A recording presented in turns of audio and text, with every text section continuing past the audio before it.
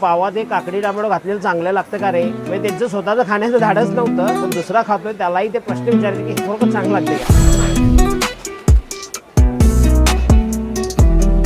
त्या व्यवसायाची स्थापना माझ्या वडिलांनी 1979 साली केली. सगळ्यात पहिल्यांदा रोडवर सँडविच चालू करणारा व्यक्ती त्यावेळेला एक छोटंसं एक लाकडी पेटीवर व्यवसाय करत होते, जी पेटी डोक्यावरून घेऊन यायला लागायची.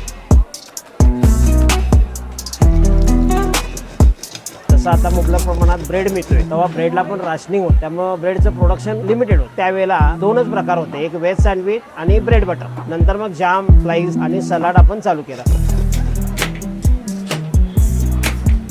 कोल्हापुरात चीज मिळतच नव्हतं, मुंबईवरून आणावं लागत होतं, त्याला पण ब्लॅक मार्केटिंगनं आणावं लागत होतं. ग्रिल पण म्हटलं तर आम्ही कोल्हापुरात आम्हीच पहिल्यांदा चालू केलं.